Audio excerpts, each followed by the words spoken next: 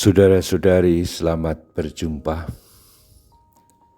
Saat ini saya ingin mengajak Anda untuk merenungkan adorasi sebagai saat kita ambil bagian dalam persekutuan para kudus. Kita hari ini dan hari-hari ini, selain merayakan hari raya semua orang kudus, kita memasuki bulan November saat kita berdoa untuk arwah orang-orang beriman yang telah meninggal, khususnya mereka yang masih di api penyucian, agar Tuhan segera menganugerahkan belas kasih-Nya, sehingga mereka semua boleh ambil bagian dalam kemuliaan Allah di surga.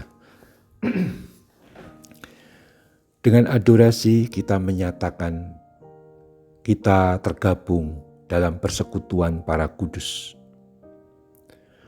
Persekutuan para kudus dalam iman gereja itu terbagi atau terdiri atas 3 jenis, 3 macam. Yang pertama, persekutuan dengan seluruh gereja yang dipimpin Bapak Paus dan dalam gereja lokal oleh uskup. Kita hidup dalam kesatuan dengan seluruh gereja di seluruh dunia yang saat ini masih hidup di dunia, masih berziarah di dunia ini. Ini rombongan pertama. Rombongan yang kedua adalah persekutuan dengan orang-orang yang sudah meninggal tetapi masih di api penyucian. Maka dalam perayaan Ekaristi itu disebut semua.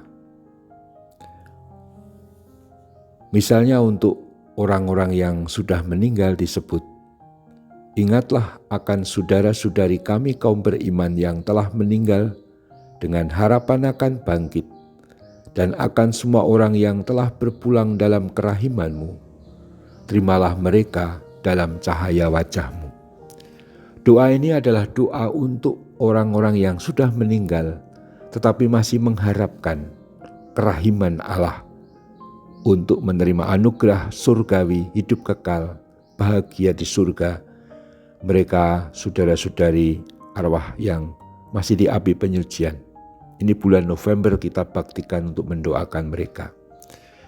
Tetapi jangan lupa dalam Ekaristi juga disebut begini, "Kasihanilah kami semua, agar kami Engkau terima dalam kebahagiaan abadi, bersama Santa Maria Perawan dan Bunda Allah, bersama Santo Yosef suaminya, para rasul dan semua orang kudus, dari masa ke masa yang hidupnya berkenan di hati-Mu.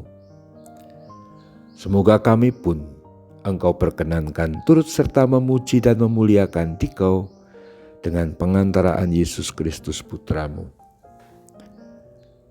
Kata-kata ini yang saya kutip dari doa syukur agung yang kedua mengungkapkan persekutuan kita dengan kelompok yang ketiga, yaitu persekutuan dengan orang-orang kudus yang biasanya selalu pada nomor 1 disebut adalah Santa Perawan Maria Bunda Allah.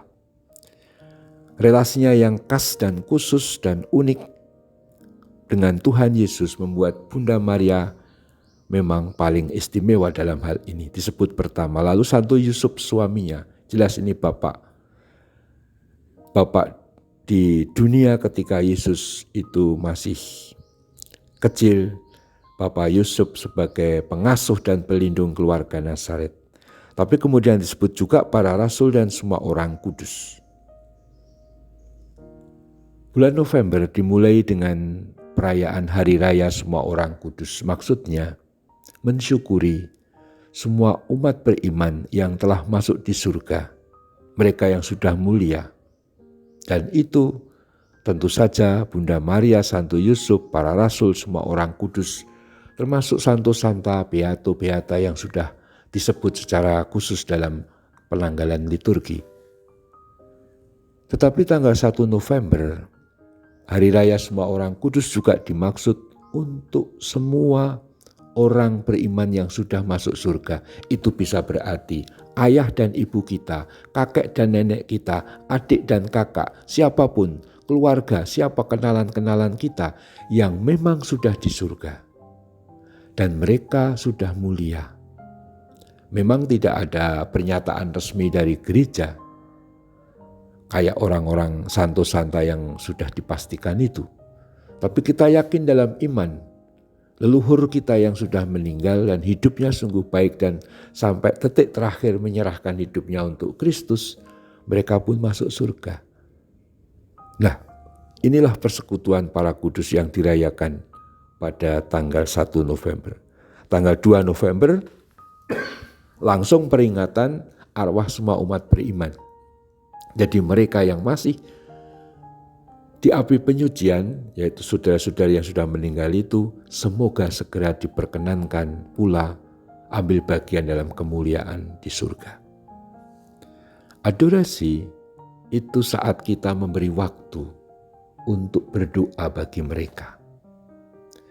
Berdoa mohon bantuan orang-orang suci yang sudah di surga, maupun berdoa untuk jiwa-jiwa yang masih di api penyucian.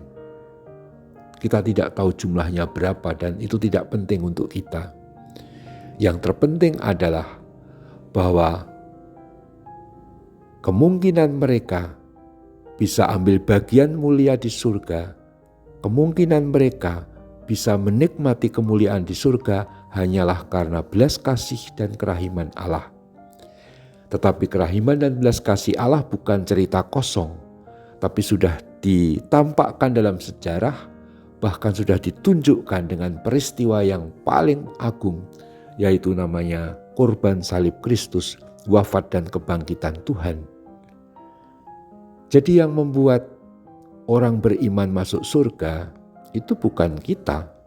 Kita memang berdoa, juga orang-orang kudus juga berdoa, tapi tetap jasa Kristuslah, jasa peristiwa korban salib 2000 tahun lalu itulah yang membuat semua orang, termasuk orang-orang yang kita doakan yang masih di api penyucian itu, boleh menikmati damai abadi di surga karena belas kasih Allah sendiri. Nah, adorasi adalah saat mengenangkan kebaikan Tuhan, kerahimannya melalui sakramen Maha Kudus Ekaristi, dan kita mohonkan semoga itu diterapkan, dibagikan, dikenakan, dan boleh dinikmati oleh orang-orang yang kita doakan, khususnya yang di api penyucian itu. Inilah makna adorasi sebagai doa yang sangat bagus untuk mendoakan arwah-arwah, khususnya pada bulan November ini. Ayo, lanjutkan adorasi dengan gembira. Terpujilah Tuhan kita Yesus Kristus untuk selama-lamanya. Amin.